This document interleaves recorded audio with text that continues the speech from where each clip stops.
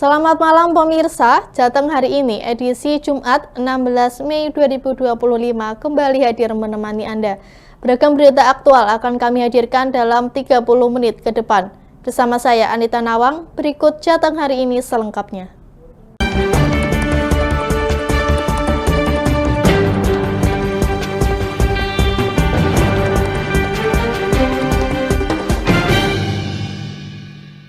Konflik antara UGM dengan petani getas Kabupaten Blora kembali pecah. Adu mulut tak terhindarkan setelah petugas lapangan UGM dicegat oleh ratusan massa dari gabungan petani tebu Desa Getas dan sekitarnya.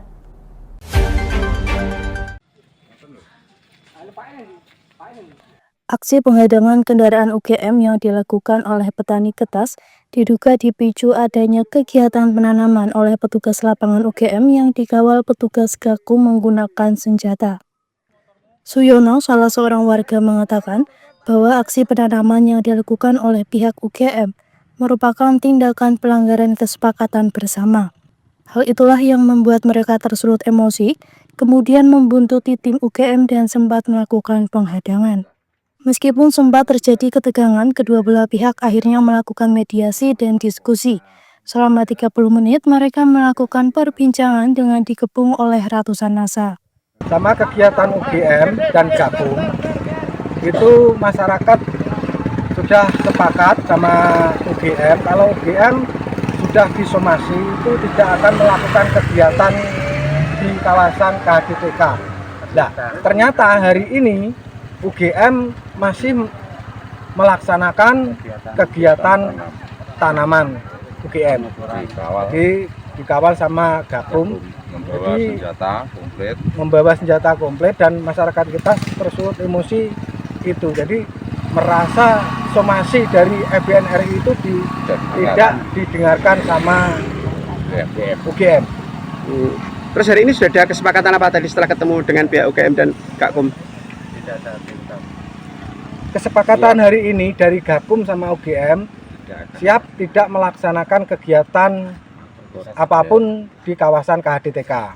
Ya, alhamdulillah setelah Gakum mudah-mudahan saling mengerti.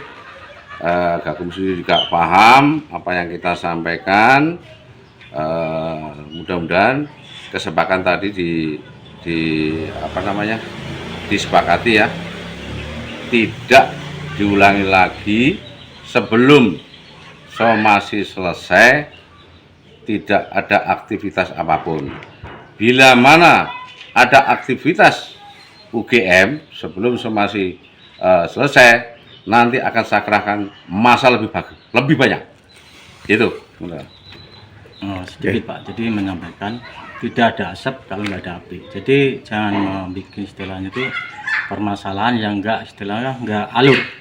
Jadi ya dari masyarakat khususnya untuk Getas, jadi yang diinginkan sebelum ada untuk kesepakatan ini kan nembe negosiasi untuk permasalahan di atas bagaimana, tapi tang bawah ini jebur-jebur gitu Pak. Jadi seolah-olah itu mengintimidasi masyarakat yang nggak sejalur gitu Pak. Jadi kemarin sudah ada kesepakatan ya kan, kesepakatan sementara untuk cut dulu, tapi dari pihak UGM-nya tetap berjalan untuk istilah bergerak penanaman Pak.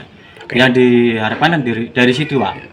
Jadi ya, sebelum ada deal untuk permasalahan di atas selesai clear, ojo brusak-brusuk Pak. Jadi jangan mengundang istilah lagi asap kan itu. Kalau nggak ada api kan nggak ada asap. Jadi permasalahan ya niku. Jadi jangan sampai mengundang masyarakat lebih. Kalau memang dia masih melangkah lebih banyak lagi untuk saya kerahkan Pak. Pihak UGM sendiri tidak berkenan memberikan statement dan komentar terkait kejadian tersebut. Dari Kabupaten Blora, Hanafi, Lingkar TV melaporkan. Ditreskrimum Polda Jateng mengamankan 4 pelaku pemerasan berkedok wartawan. Berdasarkan informasi, para pelaku tersebar dan beroperasi di wilayah Pulau Jawa dan berjumlah 175 orang.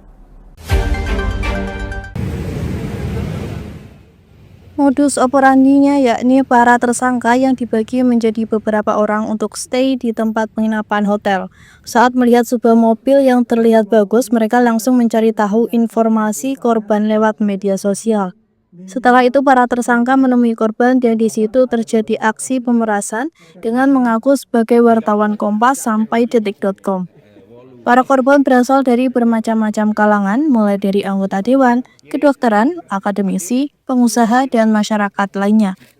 Sebelum melancarkan aksinya, para tersangka terlebih dahulu mencari informasi mendalam, sedangkan targetnya adalah korban yang memiliki ekonomi menengah ke atas.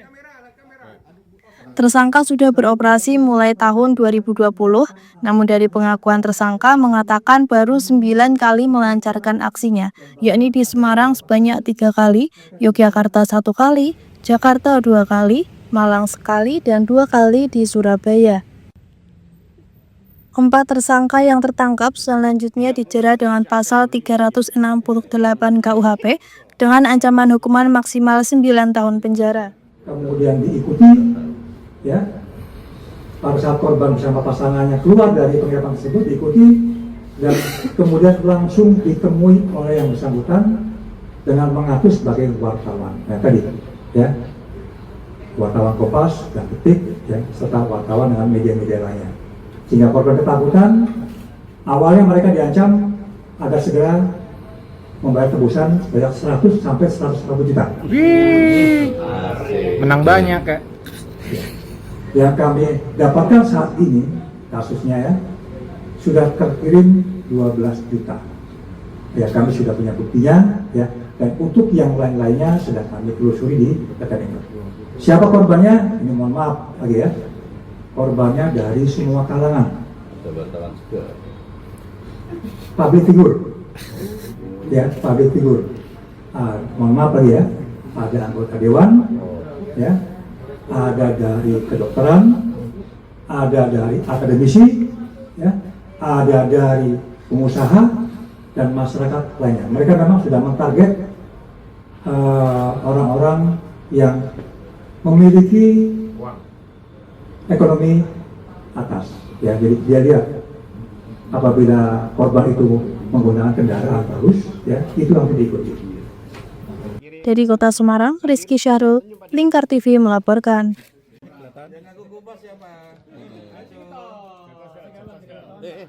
Penyidik di Treskrimum Polda Jawa Tengah telah melimpahkan berkas perkara dugaan pemerasan dan perundungan pada program PPDS Undip ke Kejari Kota Semarang Kamis kemarin. Selain membawa barang bukti pelimpahan kasus yang diduga menjadi pemicu kematian Aulia Risma, penyidik juga membawa 3 orang tersangka.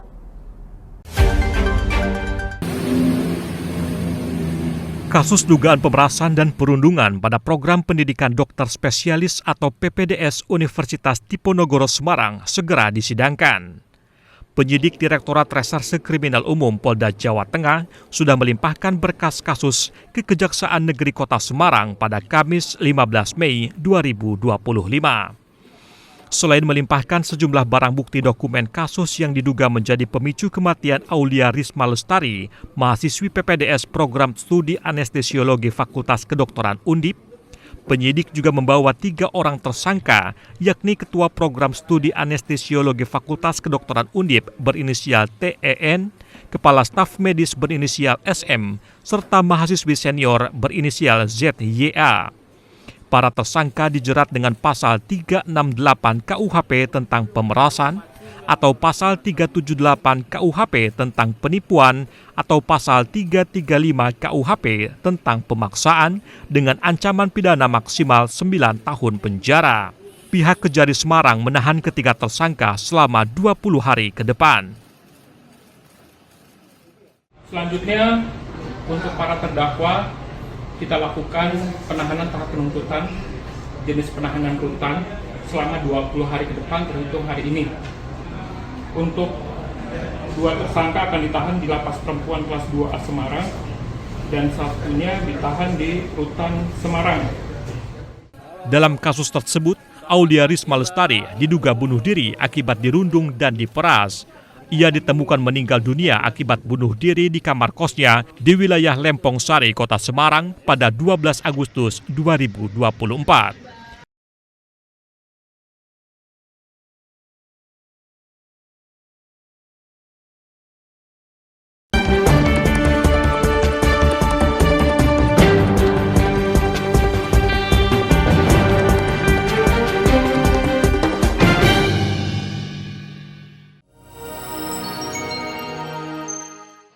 si retinol ini. Kalau gitu ngomongin retinol, apa sih dok sebenarnya retinol itu? Bagus nih Jadi programnya. yang saat ini ya kayaknya sudah beberapa tahun yang Wah, lalu. boleh banget nih ditonton setiap hari. Meanwhile,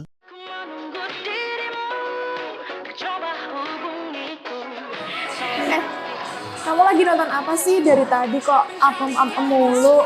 Ini loh lagi nonton program Cantik Sehat di Lingkar TV. Bagus banget nih programnya. Oh, ada ya program kayak gitu? Ada loh di programnya di Lingkar TV. Kau udah tahu kan Lingkar TV? Belum. Kan belum tahu Lingkar TV. Lingkar TV itu TV digital streaming online yang sudah mengantongi izin PSE dari Kominfo dan bisa diakses di HP kalian mestinya. Oh iya? Iya, bagus loh. Coba di-download sekarang. Bentar deh, aku tak coba download dulu. Iya. Selain program Cantik Sehat, kalian juga bisa menonton program lainnya di Lingkar TV dan bisa ditonton kapanpun dan dimanapun kalian berada loh. Gimana, udah bisa? Udah nih, punyaku udah bisa. Punyaku juga udah nih. Wah ya, bagus dong kalau udah download semuanya. Tunggu apa lagi? Sekarang giliran kamu download aplikasi Lingkar TV di Play Store.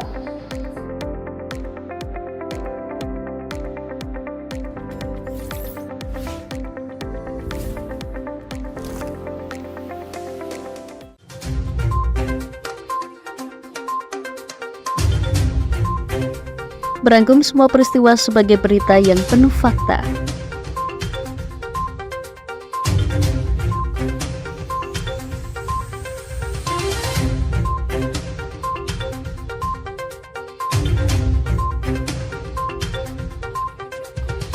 Saksikan Jateng hari ini setiap Senin hingga Sabtu hanya di Lingkar TV.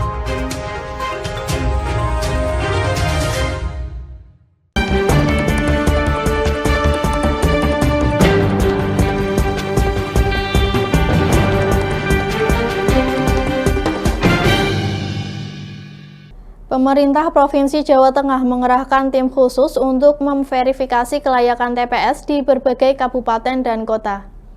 Gubernur Jawa Tengah Ahmad Lutfi mengatakan pihaknya akan mengerahkan tim khusus untuk memverifikasi kelayakan tempat pembuangan sampah TPS di berbagai kabupaten dan kota di Jawa Tengah. Langkah ini diambil sebagai bentuk kepedulian Pemprov dalam memastikan pengelolaan sampah di daerah berjalan sesuai standar dan tidak memicu keluhan masyarakat.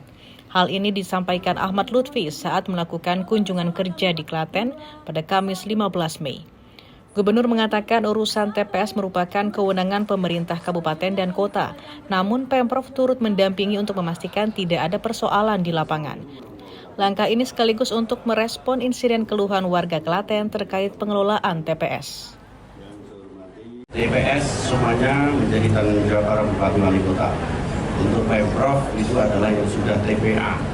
Dan ini kita lakukan verifikasi dari Dinas Lingkungan Hidup Provinsi akan melakukan pendampingan. Saya sudah menghadap kepada Menteri Lingkungan Hidup untuk tidak pengawasan itu kan harus punya kriteria. Saya ingin untuk tidak terjadi memberi kepada pidana terkait dengan TPS itu sendiri. Termasuk di wilayah Klaten kalau tidak salah kemarin ada protes ya.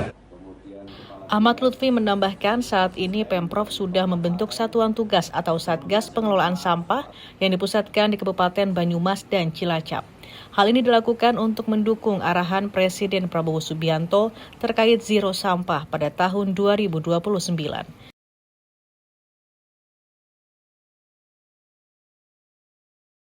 Sebanyak 3 calon jemaah haji asal Kabupaten Pati batal berangkat dikarenakan sakit dan menjalani perawatan intensif di rumah sakit.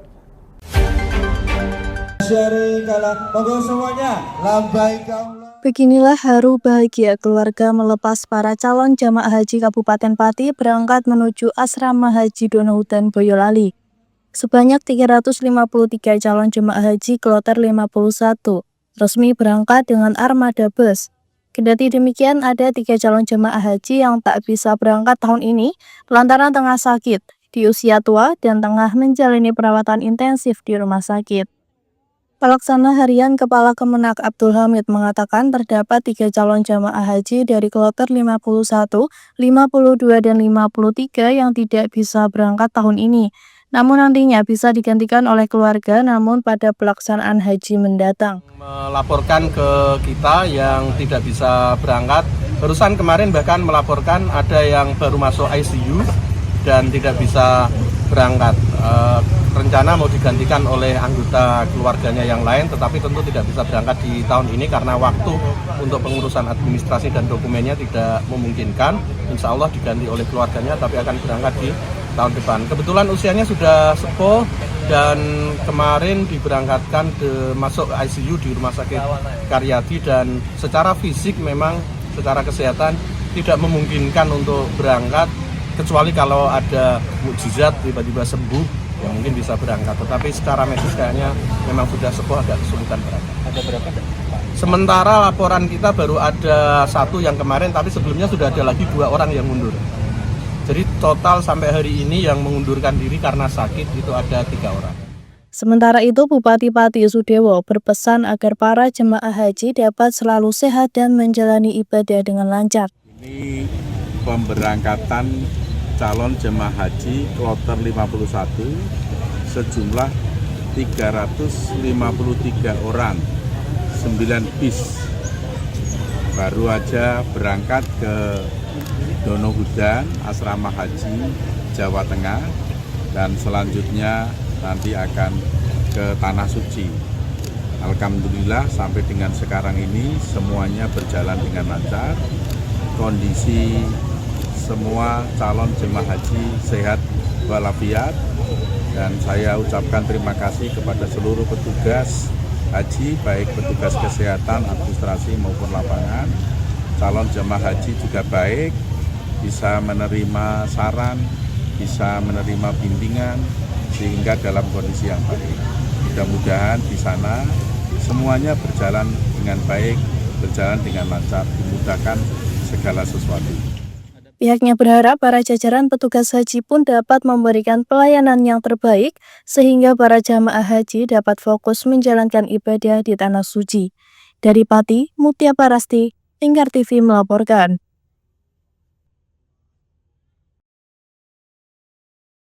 Sebanyak 838 koper milik calon haji dikumpulkan di Gedung Balai Kartini, Kompleks Kantor Bupati Rembang, untuk selanjutnya diangkut ke Donohudan, Boyolali.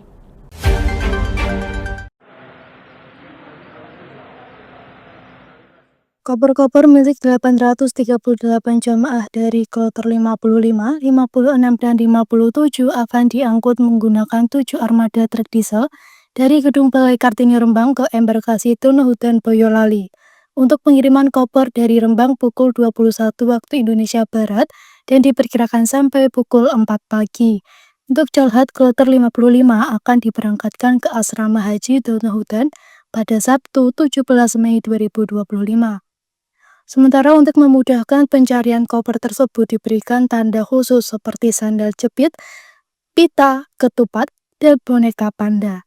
Salah satu calon haji, Imam, mengaku ia bersama istrinya memberi pita biru pada koper dengan tujuan memudahkan saat pencarian nanti setelah tiba di Tanah Suci. Tanggal 17 ke Hudan, 12-nya ke Arab. Ini pasangan suami istri? Suami istri. Mulai daftar tahun berapa? 2012. 2012. Pekerjaan apa? Gimana? Pekerjaan apa? Karyawan. Karyawan. Ya. Ini mengumpulkan koper ya? Ya. Sementara itu, petugas pengumpul koper calon jamaah haji Rembang, Mansur, mengatakan setelah semua koper dari calon jamaah terkumpul, sambil pengecekan dan memberi tanda khusus untuk memudahkan petugas saat penurunan koper di asrama haji. Dari 838 koper tersebut akan diangkut menggunakan 7 truk.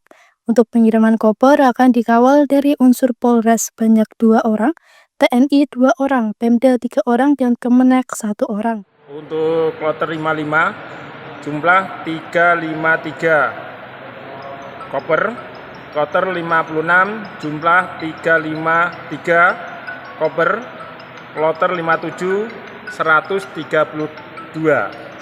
Untuk kloter 55 pengiriman koper kapan itu? Ya, untuk pengiriman koper setelah nanti ini pengumpulan jam 2 sampai Saya ulang, pengumpulan jam 8 sampai jam 2 siang. Setelah itu kita klarifikasi, kita cek, baru kita naikkan ke truk. Ada 7 truk yang terdiri dari jumlah total kloter 55, 56, dan 57 sejumlah truk 7. Dan nanti malam sekitar pukul 21 akan dikirim ke Donohudan Solo di Embar Haji, dan paginya akan diterima langsung di Embar Haji Solo. Dari Rembang, Vicky Rio, Lingkar TV melaporkan.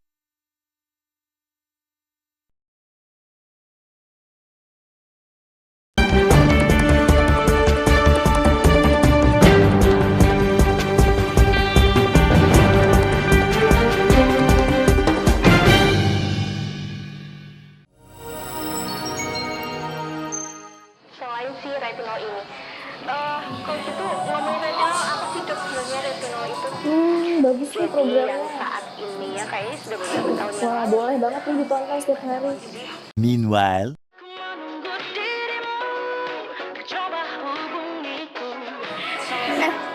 Kamu lagi nonton apa sih dari tadi kok apem-apem mulu? Ini loh lagi nonton program Cantik Sehat di Lingkar TV. Bagus banget nih programnya. Oh ada ya program kayak gitu? Ada loh di programnya di Lingkar TV. Kau udah tahu kan Lingkar TV? Belum. Kan belum tahu Lingkar TV. Lingkar TV itu TV digital streaming online yang sudah mengantongi izin PSE dari Kominfo dan bisa diakses di HP kalian mestinya. Oh iya? Iya, bagus loh. Coba di-download sekarang. Bentar deh, aku tak coba download dulu. Iya. Selain program Cantik Sehat, kalian juga bisa menonton program lainnya di Lingkar TV dan bisa ditonton kapanpun dan dimanapun kalian berada loh. Gimana, udah bisa? Udah nih, punyaku udah bisa. Punyaku juga udah nih. Wah ya, bagus dong kalau udah download semuanya. Tunggu apa lagi? Sekarang giliran kamu download aplikasi Lingkar TV di Play Store.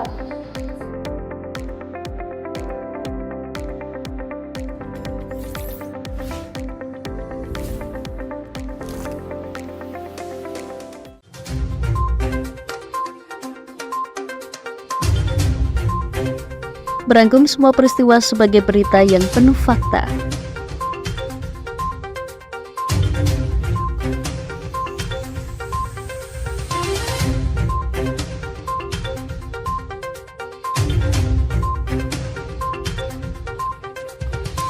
Saksikan Jateng hari ini setiap Senin hingga Sabtu hanya di Lingkar TV.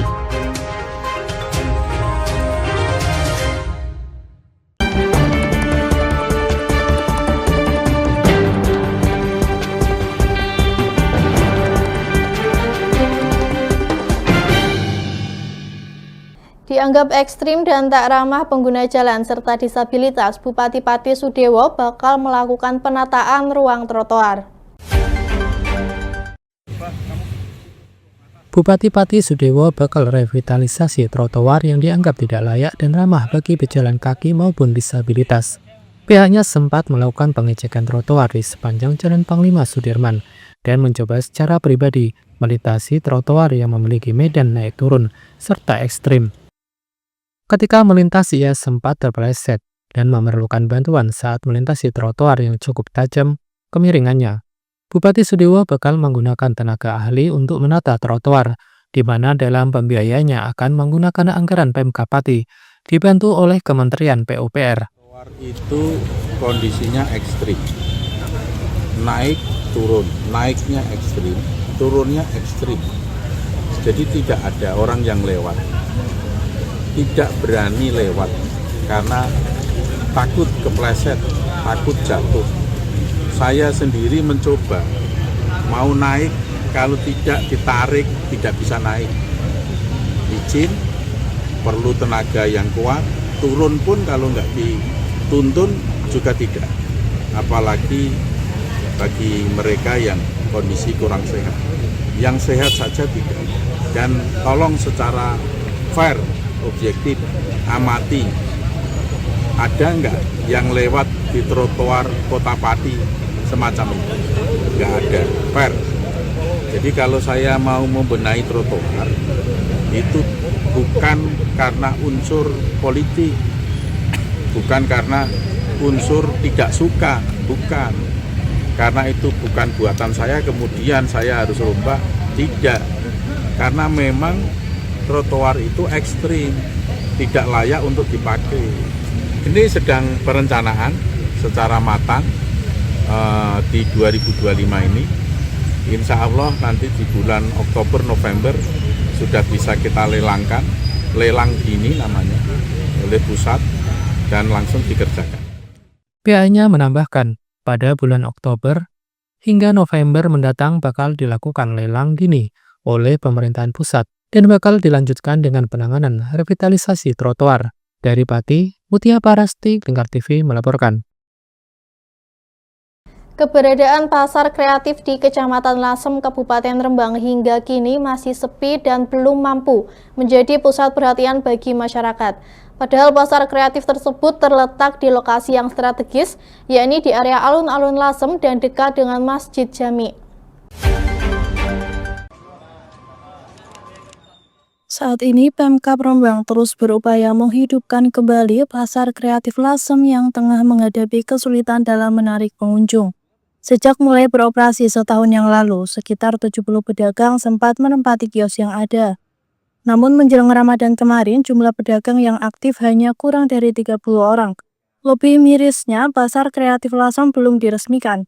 Menanggapi hal ini, Bupati Rembang Harno menginisiasi langkah-langkah untuk menggandeng pihak ketiga guna mengelola pasar kreatif Lasem dan menghidupkan kembali suasana pasar. Sesuai keinginan masyarakat sana, karena tidak ada yang tidak jalan, maka perlu tidak lanjuti. Maka saya sudah paham situasi sana bagaimana untuk memikirkan ke depan. Kalau rencana pihak ketiga itu orientasinya apa? Ya, tergantung investornya. Jadi yang jelas pemerintah sudah membuka untuk bisa dikerjakan lebih cepat, lebih baik. Kalau yang di pasar Lasem itu Pak? Tradisional itu Pak? Ya, saya belum masuk ke situ.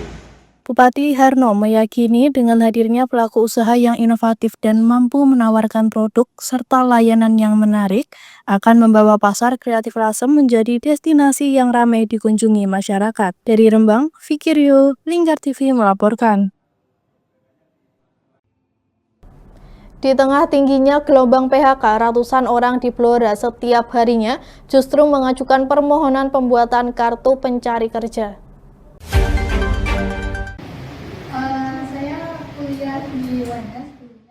Jumlah pencari kerja di Kabupaten Blora terus mengalami peningkatan di tengah tingginya gelombang PHK. Hal ini dibuktikan dengan banyaknya warga yang mengajukan permohonan membuat kartu pencari kerja.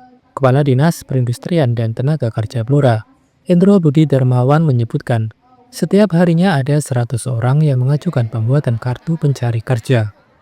Bahkan hingga pertengahan bulan Mei ini, tercatat sebanyak 1.726 orang mengajukan pembuatan kartu kerja. Rata-rata para pencari kartu kerja ini didominasi lulusan SMK. 392, 5.392 orang, yang terdiri dari laki-laki 2476, 2476 dan perempuan 2916. Jadi memang agak banyak, namun demikian data ini dalam setahun.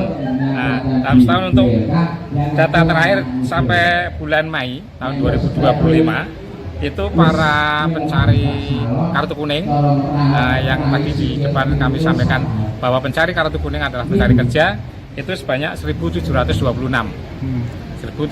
orang dengan rincian laki-laki 670 orang dan perempuan 1.056 orang. Para pemohon kartu pencari kerja di Blora didominasi fresh graduate. Mereka rata-rata mengajukan lamaran pekerjaan di sejumlah perusahaan. Dari Kabupaten Blora, Hanafi, Lingkar TV melaporkan. Pemirsa, demikian Jateng hari ini. Jangan lupa saksikan Lingkar Pagi setiap hari Senin sampai Sabtu pukul 8 waktu Indonesia Barat hanya di Lingkar TV. Saya Anita Nawang mewakili kru yang bertugas pamit undur diri. Selamat malam dan selamat beristirahat.